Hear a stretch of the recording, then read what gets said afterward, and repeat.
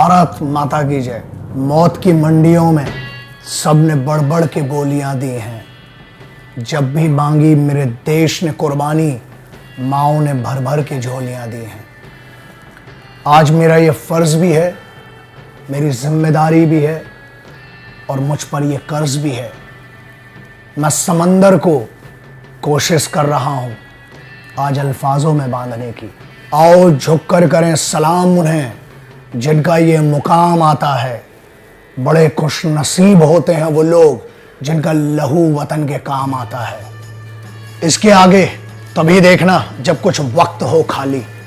ऐसा है, बहुत सारे कामों के लिए वक्त निकाला जाता है। आज इस देशभक्ति के लिए, आज अपने देश के लिए, उन योद्धाओं के लिए, उन वीरों के लिए, वीरांगनाओं के लिए, उन शहीदों के लिए चंद मिनट आपसे मांग नहीं रहा हूं, सलाह दे रहा हूं। देखना हो देखो, वरना अपने काम पर लग सकते हो, कोई फर्क नहीं पड़ता है। क्योंकि जिसे देश से मोहब्बत है वो तो इसके आगे देखेगा और उसके खून में उबाल आएगा और फिर से इज्जत आएगी। और लहू में लाल रंग तो बहुतों के बहता है। मैं उनकी बात कर रहा हूं जिनके लहू में इंकलाब बहता है, वो देखें। जिनके लहू में तिरंगा बहता है वो देखें।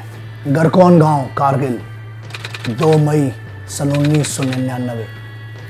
सर्दियों में रजाइयों में लोग जब अंदर थे, वहां एक चरवाहा ताशी नाम गयाल जो अपनी बकरियों को चराने गया, उसकी एक याक खो गई थी।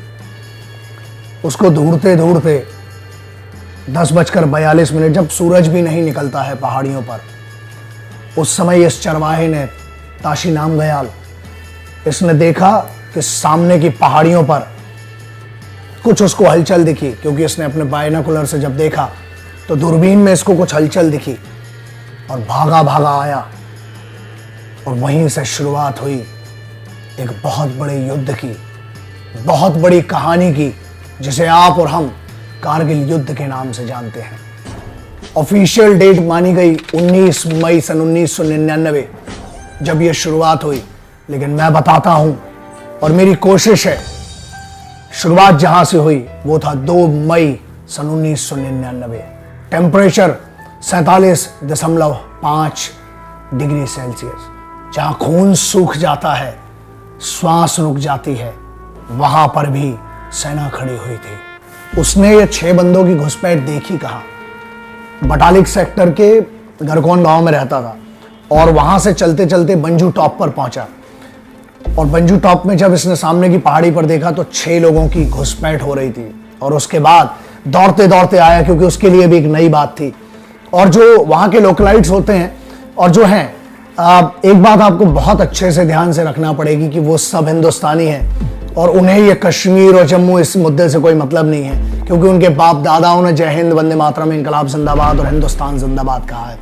तो ये दौड़ते आया और वहां उसी 2 मई 1999 को इसने 2 सिपाहियों को इसकी खबर दी कि साहब सामने की पहाड़ी पर 6 लोग इसे दिखे थे। और वहां से शुरुआत हुई।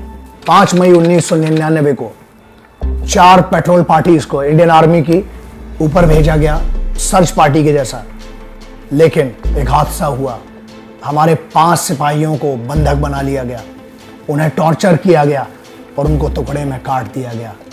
6 मई रक्षा मंत्रालय नई दिल्ली के ऑफिस में खलबली मची, क्योंकि जैसे ही खबर पहुंची पहली शहादत की हमारे सिपाहियों की, नॉर्थ ब्लॉक रक्षा मंत्रालय के ऑफिस में मिस्टर जॉर्ज फर्नांडिस के ऑफिस में मची खलबली। जो सोचा ना था वो हुआ।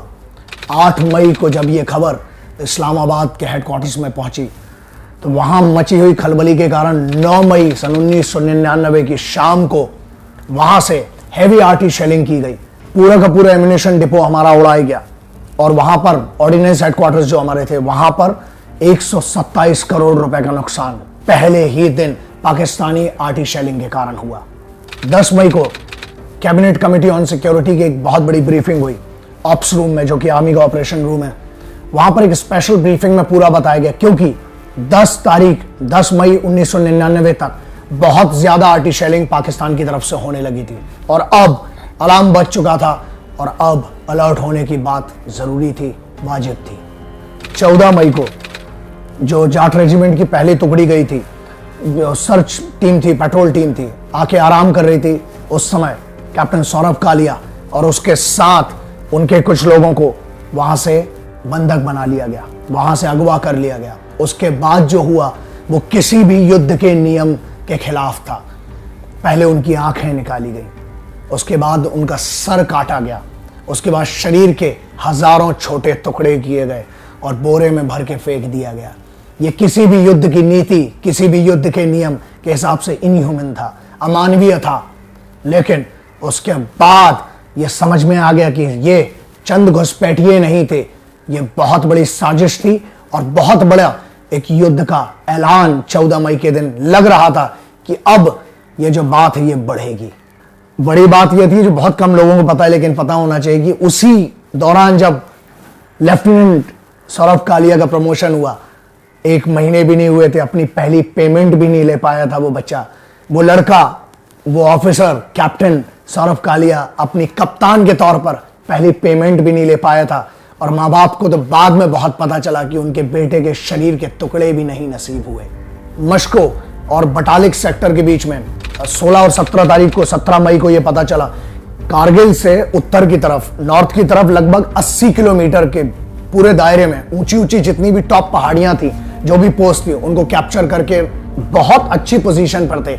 मतलब पूरा टॉप से जो मेन मुद्दा था NH1, उसको देख सकते थे। हर एक कार्रवाई, छोटी से छोटी कार्रवाई, क्योंकि हमारी तरफ से भी कार्रवाई शुरू हो गई थी, लेकिन हर कार्रवाई को, छोटी और बड़ी कार्रवाई को बहुत तरतीब से और बहुत अच्छे तरीके से देखा जा रहा था।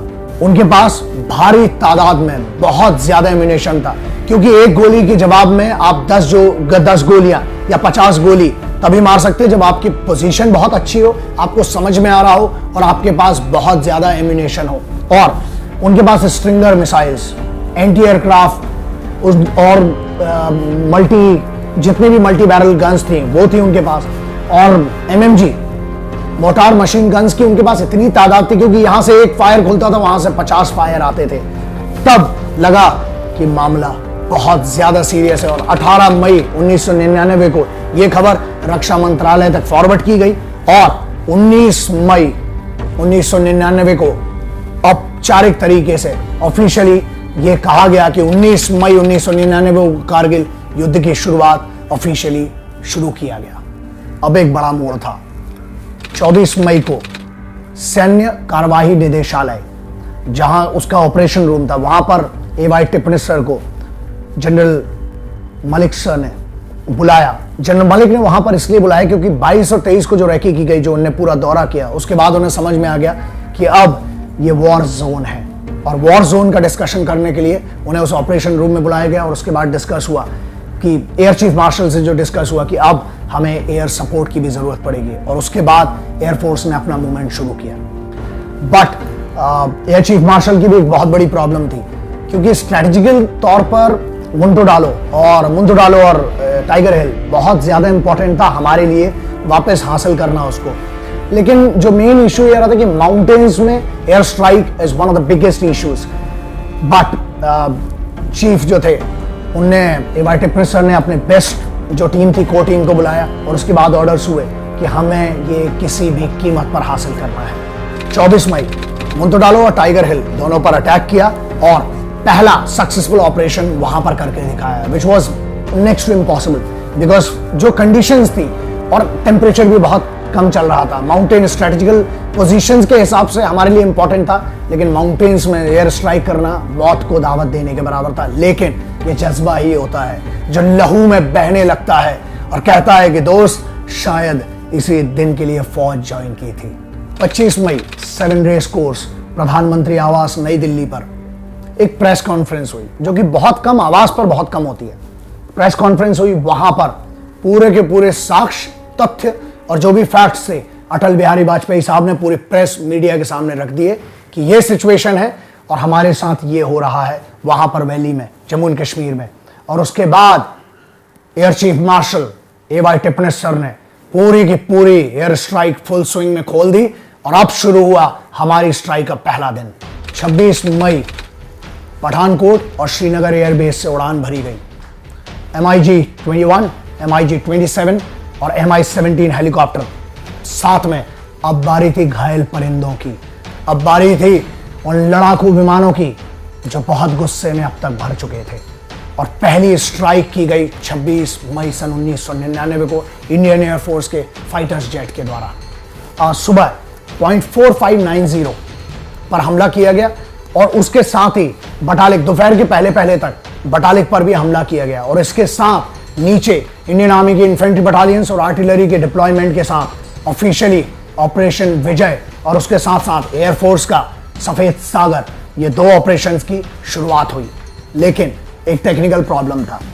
तुर्तुक और मशको इन वैलीज में, इन सेक्टर्स में इन्फेंट्री का ज्यादा डिप्लॉयमेंट या आर्टिलरी का ज्यादा डिप्लॉयमेंट करना, इसका मतलब ये था कि हम पाकिस्तानी आर्मी को एक मौका देते हैवी डिप्लॉयमेंट करने का।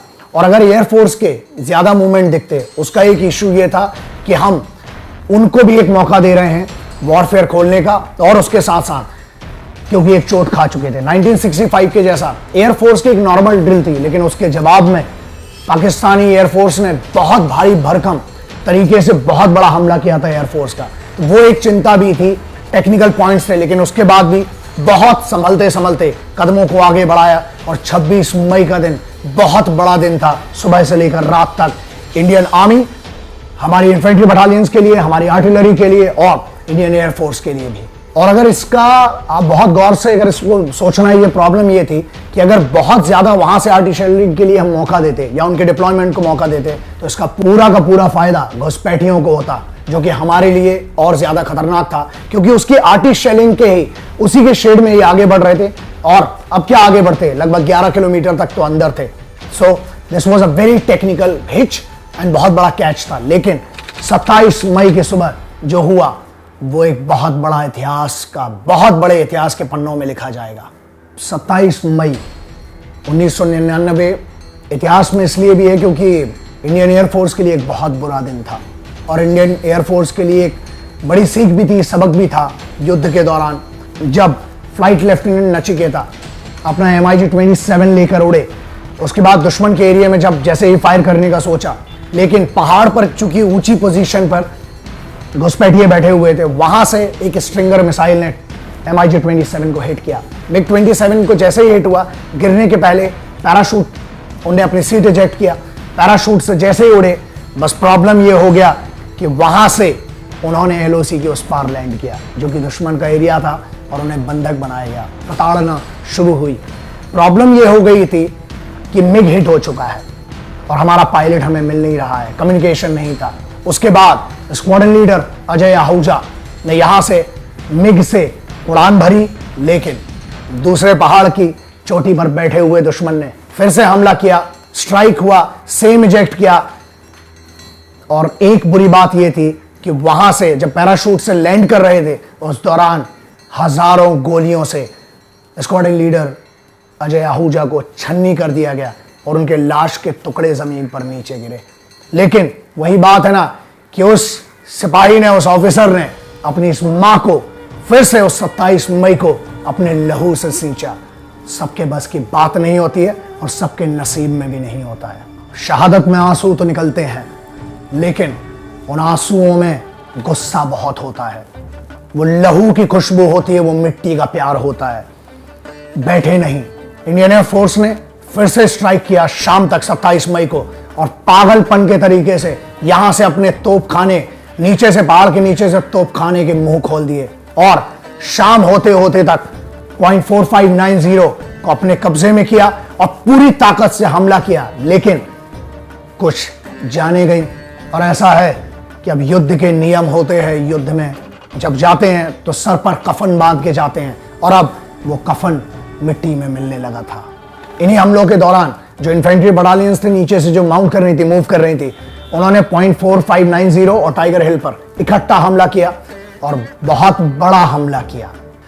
28 मई को MI-17 जो हेलीकॉप्टर है उसको मार गिराया गया। वो भी एक बुरा दिन था क्योंकि बड़ा नुकसान हुआ था, 4 हमारे सिपाही शहीद हो गए थे। अब आंखों में आंखें डालकर घूरने की बात हो गई थी, तोपों से तोपों की बात हो रही थी, स्ट्राइक से स्ट्राइक की बात हो रही थी। और इसी कारण 1 जून को आर्टी शेलिंग पाकिस्तान की तरफ से बहुत बढ़ा दी गई थी, और उसके जवाब में फिर हमारी जो मूवमेंट थी वो थोड़ी सी रुकी, पीछे हटा, और फिर मूवमेंट रात को होना शुरू हो गई थी। मुद्दा बहुत क्लियर था, आर्टिक शेलिंग जो हो रही थी वो NH1 पर हो रही थी, क्योंकि टारगेट बहुत क्लियर था, NH1 को काट देंगे तो पूरा का पूरा आर्म्स, एम्यूनिशन, राशन सब काटने का मेन मुद्दा यही था जो आगे डिस्क्राइब करने वाला हूं। बट 1 जून से लेकर 4 जून तक बहुत ज्यादा आर्टिक शेलिंग हुई थी और हमारा मूवमेंट लगभग ना के बराबर ही हो गया था।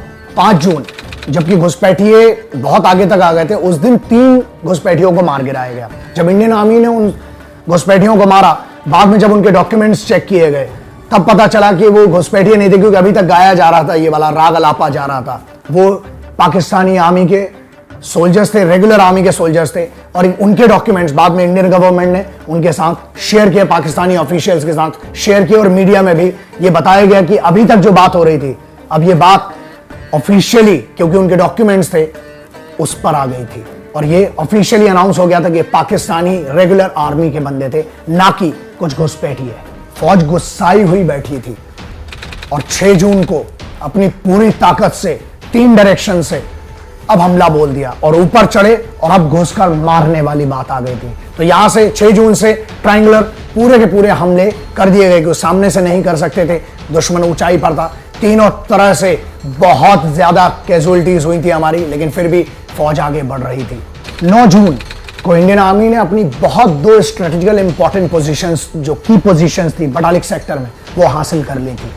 भारत ने अपनी तरफ से chief of general staff lieutenant general Aziz Khan और परवेज मुशर्रफ, इन दोनों को पूरे के पूरे सबूत सौंपे। उस समय चाइना दौरे पर थे और रावलपिंडी में ये सबूत भेजे गए। उनका जो इन्वॉल्वमेंट था पाकिस्तानी आर्मी का इस पूरे हमलों में, उसको सौंपा गया, ऑफिशियली डॉक्यूमेंट्स भेजे गए थे। 13 जून बड़ा दिन था, क्योंकि तोलोलिंग पहाड़ के द्रास सेक्टर पर इंडियन आर्मी ने अपना कब्जा वापस हासिल कर लिया था। 15 जून से सलाहों का दौर शुरू हो गया था। अमेरिकन प्रेसिडेंट बिल क्लिंटन ने परवेज मुशर्रफ को फोन किया, जो बाद में बहुत मीडिया में भी आया, कि उनने सलाह दी कि आप पाकिस्तानी आर्मी को वहां से वापस कर लें।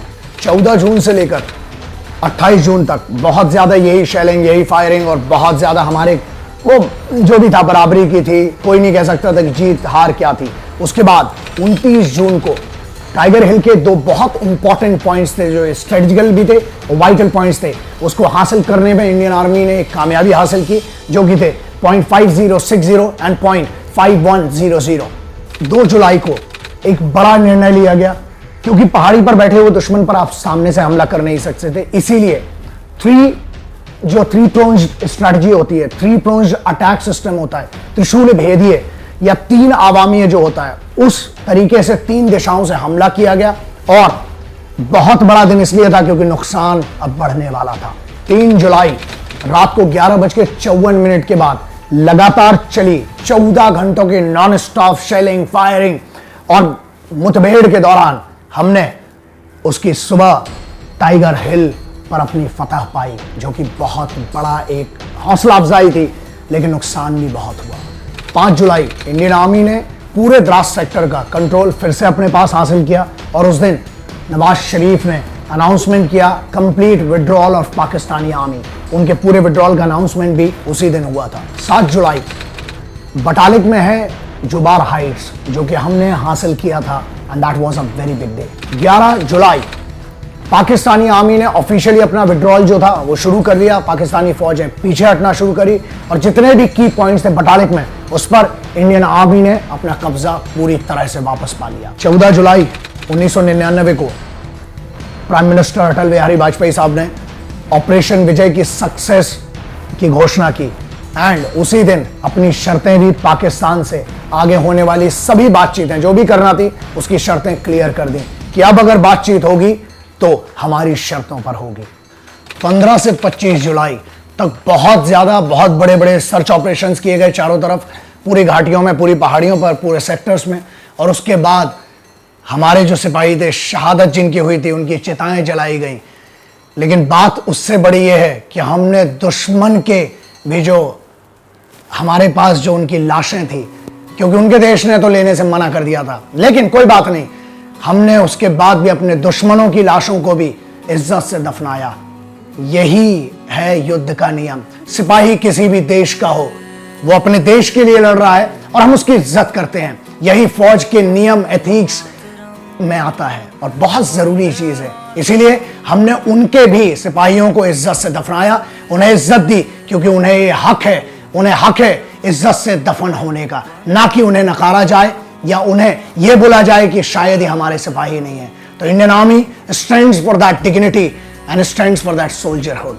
26 जुलाई complete eviction of Pakistani intruders, ये इंडियन आर्मी ने अनाउंस किया और इसके बाद ऑफिशियली कारगिल विजय दिवस और कारगिल युद्ध की घोषणा की गई और उसकी विजय की, सक्सेस की घोषणा की गई इंडियन आर्मी के द्वारा और फिर उसके बाद भारत सरकार के द्वारा। अभी तक था डॉक्यूमेंट्स की जुबानी, अब एक सिपाही की जुबानी कि वहां हुआ क्या। हो सकता है डेट और समय से आपको कुछ लेना देना ना हो, लेकिन उस सिपाही के लिए बहुत महत्व रखता है, उन परिवारों के लिए जिनने लहू दिया है इस वतन के तिरंगे के लिए, जिनने लहू दिया है इस देश के लिए। तो अब बात करते हैं, समझाते हैं और समझते हैं कि यह हुआ कैसे, क्यों हुआ, किसकी गद्दारी थी, किसकी मक्कारी थी और किसका लहू फिर से भारत माता के पैरों में गिरने वाला था। कारगिल विजय दिवस। अब मुझे इस बात की बहुत खुशी है कि हमारा इंडियन यूथ जो है वो बहुत सारे डेज मनाता है और मनाना भी चाहिए, अभी आपकी उम्र है और बहुत अच्छी बात है। बस एक बड़े भाई और एक घर के एक सदस्य के जैसा, घर के एक सदस्य के जैसा और घर के एक फैमिली मेंबर के जैसा सिर्फ एक सजेशन है आपको कि कुछ दिन भारत के लिए भी मनाइए, और वो है हमारा जैसा एक कारगिल दिवस है। कुछ नहीं दे सकते हैं आप, लेकिन आप एक सुकून दे सकते हैं, क्योंकि कर्ज तो है दोस्तों, इस खुली हवा में श्वास लेने का कर्ज भी है आप पर, वो आजादी की फीलिंग करना भी एक कर्ज है आप पर, अपने घर में सुख चैन से बैठना और अपना एंजॉयमेंट करना और वाईफाई यूज करना ये भी कर्ज है आप पर। और आजादी भीख में नहीं मिली है, छीनी गई है, कमाई गई है और बहुत लहू बहाया गया है। कारगिल में जो द्रास सेक्टर में तिरंगा लगा है, कारगिल वॉर मेमोरियल में, जिसे हम विजय स्तंभ या विजय दिवस के तौर पर लगाया गया था, विजय स्तंभ है वो समझ लीजिए, वहां पर जो तिरंगे का पोल की हाइट है वो है 100 फीट और जो उसका साइज है वो है 35 बाई 27, 35 बाई 27, इतना बड़ा है। तो जब आप उसको देखते हो ना, वो सुकून जो है, वो हवा में लहराता हुआ तिरंगा, वो हर किसी को नसीब नहीं होता। इसलिए उसकी इज्जत करते हुए कोशिश कीजिएगा कि ज्यादा से ज्यादा लोगों को अपनी बात उस तक पहुंचाएं और भारतीय होने पर, हिंदुस्तानी होने पर, हिंदू मुस्लिम सिख ईसाई जैन जो भी हैं आप, इस पर गर्व करना बहुत जरूरी है, क्योंकि ये आपकी आइडेंटिटी है, आपकी पहचान है, और अगर ये नहीं तो कुछ नहीं। ये सलाह है, रिक्वेस्ट बहुत कम से करता हूं, लेकिन इंडियन यूथ है, जो युवा है, मैं बहुत बड़ा फैन हूं, मैं हमेशा कहता हूं, मैं आपका मुरीद हूं।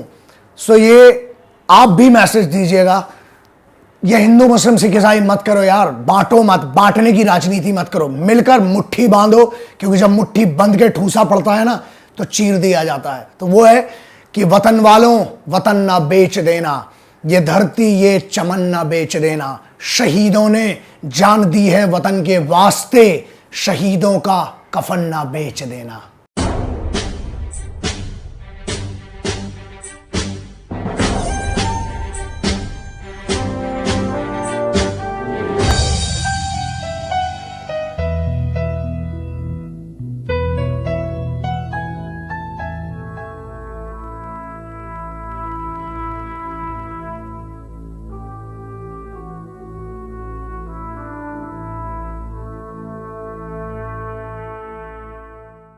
हमेशा लोग कहते हैं कि सिपाही दूसरों से अलग कैसा है, आप भी एक सिपाही हैं।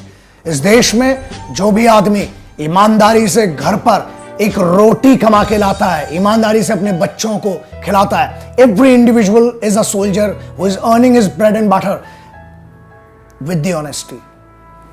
बहुत भावुक हो जाता हूं जब मैं सिपाहियों की बात होती है, क्योंकि दोस्त, दुनिया में किसी भी जंग ने कभी किसी को कुछ नहीं दिया है। आपको भी, आपने कभी अपने हाथों में लाशें नहीं ली हैं। वो जब लाशें लेंगे तब आपको पता चलेगा कि वो एहसास क्या होता है जब अपनों का लहू आपके हाथ में लगता है।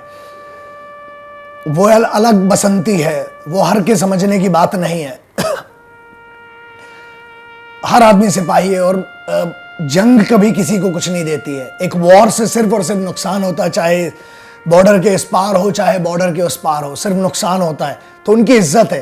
तो एक अच्छी लाइन है, मुझे लगा आपसे शेयर करूं कि घर से निकले तो देखा एक किनारा, लोगों से पूछा कि भाई बताओ क्या है ये माजरा ये सारा, तो पता चला कि वहां पर एक लाश थी डली, और पास जाकर देखा तो तमगे लगाकर चीथड़े में फटा था।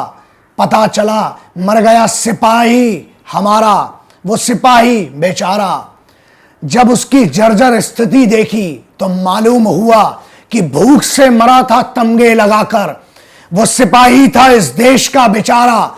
जब वर्दी उठा के देखी तो खंजर से छाती पे लिखा था सारे जहां से अच्छा हिंदुस्तान हमारा, सारे जहां से अच्छा हिंदुस्तान हमारा।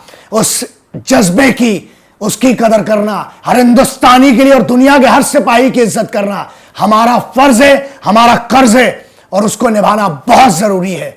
और मुझे लगता है कि आप सबको इस बात पे गर्व होना चाहिए कि कोई आपके लिए बैठा है वहां पर, सर्दी में गर्मी में अपने लहू को सुर्ख करने के लिए, अपने लहू को सुखाते हुए आपके लिए लड़ रहा है दोस्त। उनके लिए कुछ नहीं कर सकते हो, दुआएं करो और इज्जत करो। आओ झुककर करें सलाम उन्हें जिनका यह मुकाम आता है। बड़े खुशनसीब होते हैं वो लोग जिनका लहू वतन के काम आता है। जय हिंद, वंदे मातरम, इंकलाब जिंदाबाद, भारत माता की जय।